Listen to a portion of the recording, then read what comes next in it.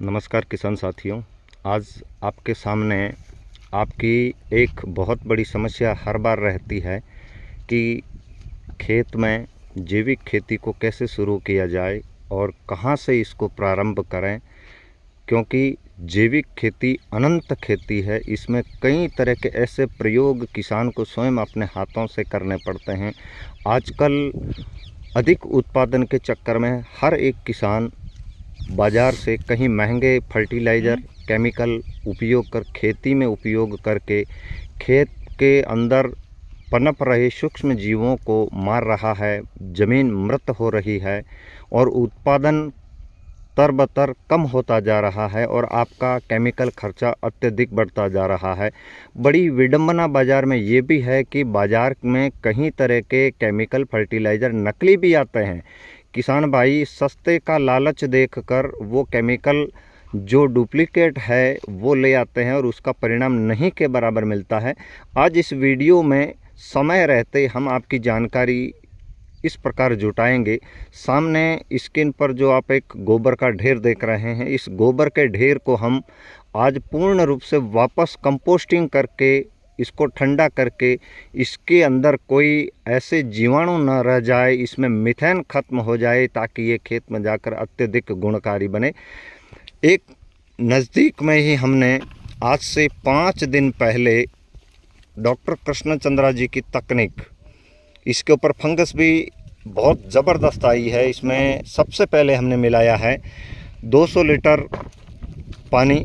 इसके अंदर सभी प्रकार के डॉक्टर साहब के वो मदर कल्चर जो एक बार नहीं 1000 बार मल्टीप्लाई होते हैं। मैं आप सबको विदित करा देता हूं,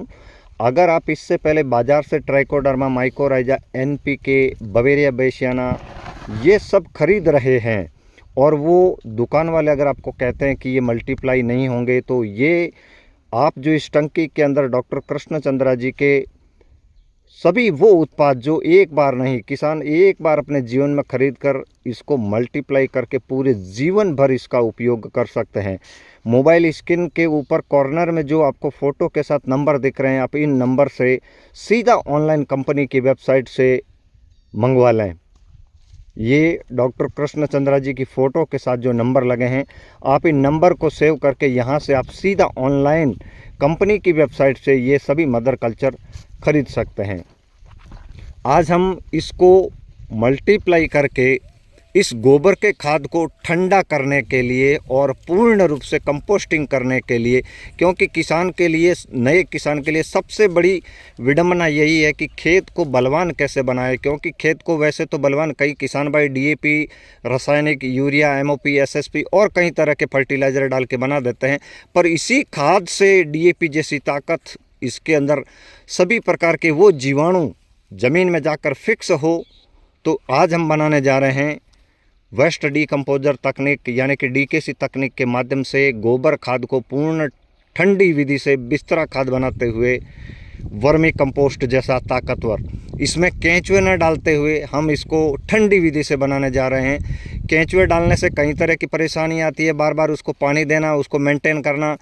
और उसको पलटते रहना, पर इसमें केवल 2 या 3 बार ही इस बने लिक्विड का हम उपयोग करके इसको इसी जगह पर मल्टीप्लाई करते हुए तैयार करेंगे। तो मैं छोटे भाई से पहले निवेदन करूंगा कि इसके अंदर आप जो मक्की का आटा लेके आए हैं, पूरी गोबर की ढेरी के ऊपर पहले जहां जहां गड्ढे किए हैं उन गड्ढों में आधी आधी मुट्ठी मक्की का चूरा डालिए और ऊपर मक्की का चूरा बिखेर दीजिए। ये आप देख रहे हैं, गोबर के खाद के अंदर जो जीवाणु है उसको अच्छा आहार मिले, भोजन मिले, तो इसके लिए हम मक्की का आटा, अगर किसान साथियों आपके पास मक्की का आटा न मिलता हो तो बाजरे का आटा ले सकते हैं, मूंग का आटा ले सकते हैं, मटर का ले सकते हैं, चावल का ले सकते हैं। पर जीवाणुओं को सजीव और लंबे टाइम तक अंदर किण्वन करते रहने के लिए आपको इसमें कुछ न कुछ अनाज का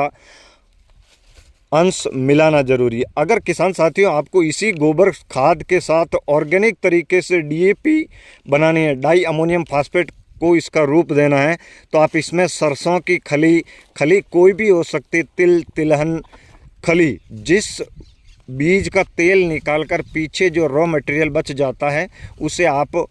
इसके अंदर डाल के इसको मल्टीप्लाई करके या फिर पहले घोलकर मिट्टी के अंदर या गोबर के अंदर आप इसको बना सकते हैं। जैसे कि हम सरिये से इसके अंदर हॉल करके इसके अंदर पहले थोड़ा थोड़ा मक्की का आटा डालेंगे और फिर जो ये बना हुआ कल्चर 200 लीटर इन गड्ढों में भर के छोड़ देंगे। फिर 20 दिन बाद 15 दिन बाद जैसे ही समय मिलेगा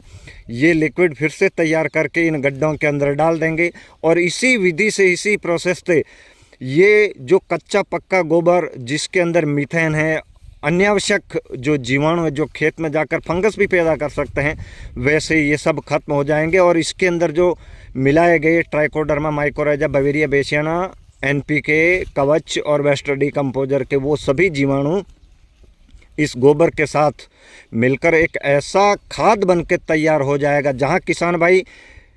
बड़ी बड़ी ट्रॉलियां ज़्यादा मात्रा में खेत में खाद डालकर जहां उत्पादन लेने की कोशिश करते हैं, तो इस प्रकार बनाई गई थोड़ी सी मेहनत में